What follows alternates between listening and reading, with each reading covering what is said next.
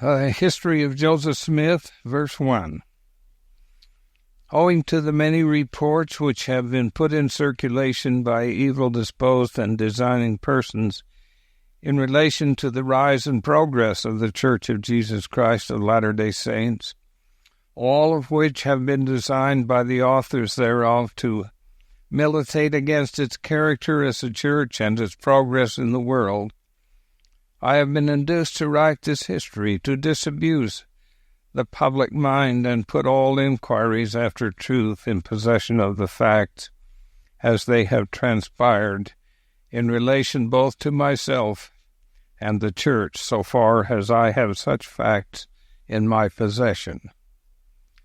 2. In this history I shall present the various events in relation to this church, in truth and righteousness as they have transpired, or as they at present exist, being now 1838, the 8th year since the organization of the said church. 3. I was born in the year of our Lord 1805, on the 23rd day of December, in the town of Sharon, Windsor County, state of Vermont. My father, Joseph Smith Sr., left the state of Vermont and moved to Palmyra, Ontario, or now Wayne County, in the state of New York, when I was in my 10th year, or thereabouts.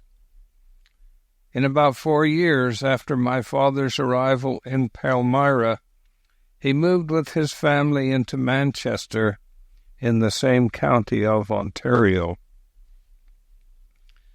4. His family consisted of 11 souls, namely my father Joseph Smith, my mother Lucy Smith, whose name previous to her marriage was Mack, daughter of Solomon Mack, my brothers Alvin, who died November 19, 1823, in the 26th year of his age, Hiram, myself, Samuel Harrison, William, Don Carlos, and my sisters, Sophronia, Catherine, and Lucy. Verse 5. Sometime in the 2nd year after our removal to Manchester, there was in the place where we lived an unusual excitement on the subject of religion. It commenced with the Methodists, but soon became general among all the sects in that region of country. Indeed, the whole district of country seemed affected by it, and great multitudes united themselves to the different religious parties, which created no small stir and division amongst the people, some crying, "Lo here," and others, "Lo there."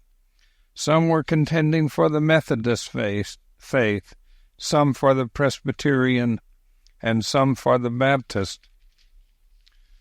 6. For notwithstanding the great love which the converts to these different faiths expressed at the time of their conversion, and the great zeal manifested by the respective clergy who were active in getting up and promoting this extraordinary scene of religious feeling, in order to have everybody converted, as they were pleased to call it, let them join what sect they pleased.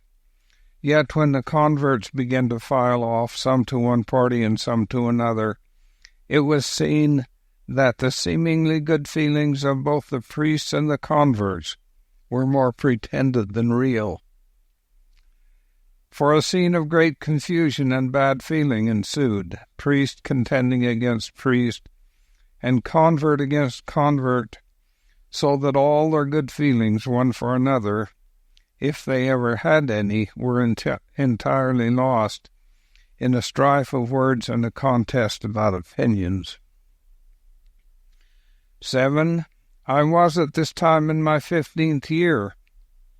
My father's family was proselyted to the Presbyterian faith, and 4 of them joined that church, namely, my mother, Lucy, my brothers Hiram and Samuel Harrison, and my sister, Sophronia. 8. During this time of great excitement, my mind was called up to serious reflection and great uneasiness.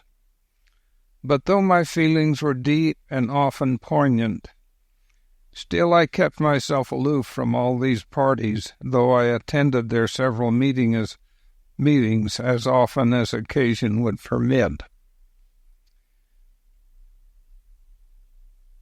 In process of time, my mind became somewhat partial to the Methodist sect, and I felt some desire to be united with them.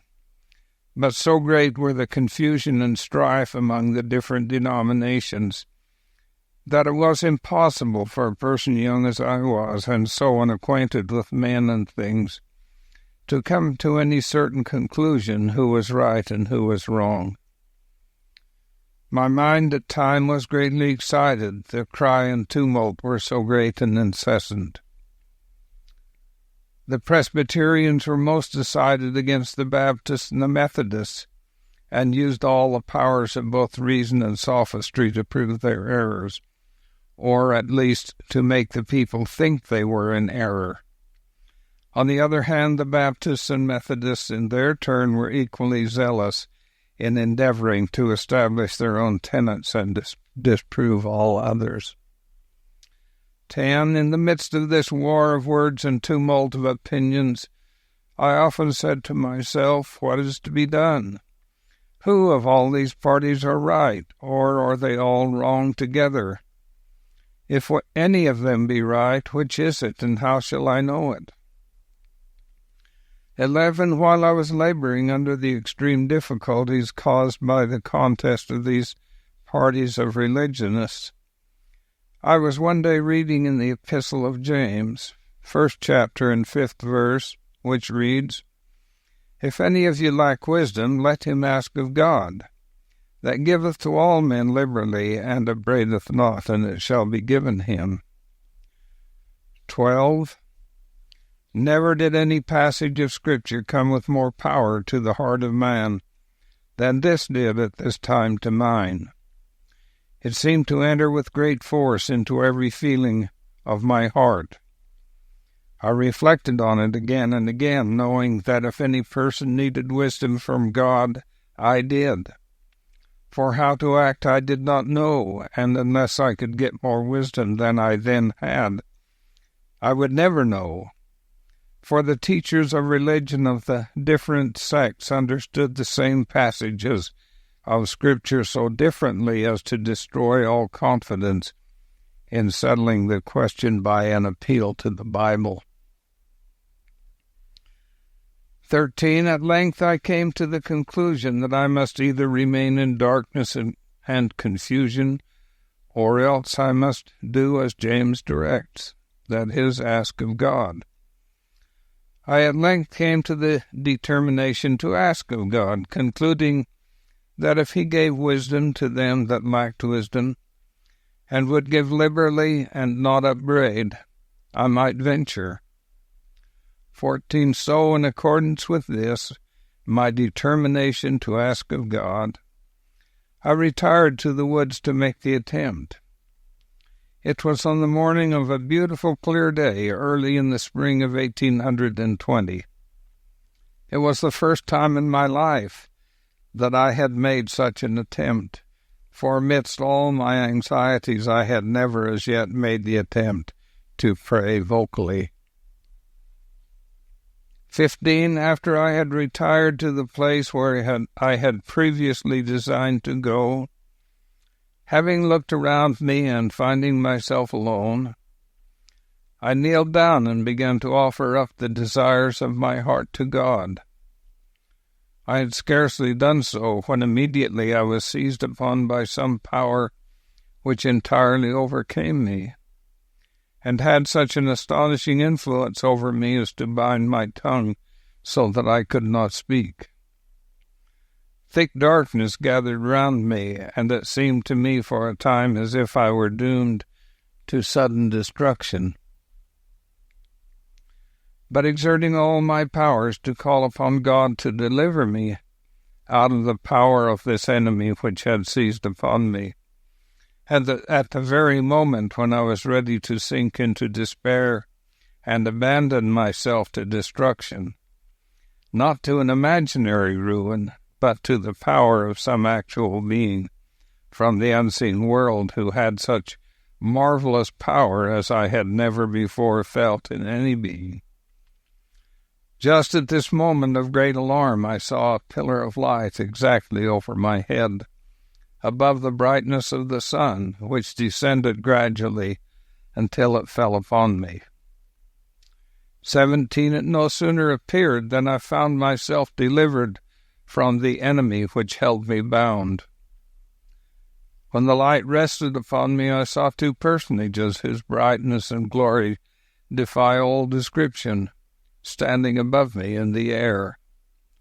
One of them spake unto me, calling me by name, and said, pointing to the other, This is my beloved Son, hear him. 18. My object in going to inquire of the Lord was to know which of all the sects was right, that I might know which to join. No sooner, therefore, did I get possession of myself, so as to be able to speak, than I asked the personages who stood above me in the light, which of all the sects was right. For at this time it had never entered into my heart that they were all wrong, and which I should join. 19. I was answered that I must join none of them, for they were all wrong, and the personage who addressed me said that all their creeds were an abomination in his sight, that those professors were all corrupt, that they draw near to me with their lips, but their hearts are far from me. They teach for doctrines the commandments of men, having a form of godliness, but they deny the power thereof. 20. He again forbade me to join with any of them, and many other things did he say unto me, which I cannot write at this time. When I came to myself again, I found myself lying on my back, looking up into heaven. When the light had departed, I had no strength, but soon recovering in some degree, I went home. And as I leaned up to the fireplace, Mother inquired what the matter was. I replied, Never mind, all is well. I am well enough off. I then said to my mother, I have learned for myself that Presbyterianism is not true. It seems as though the adversary was aware at a very early period of my life that I was destined to prove a disturber and an annoyer of his kingdom. Else why should the powers of darkness combine against me? Why the opposition and persecution that arose against me almost in my infancy?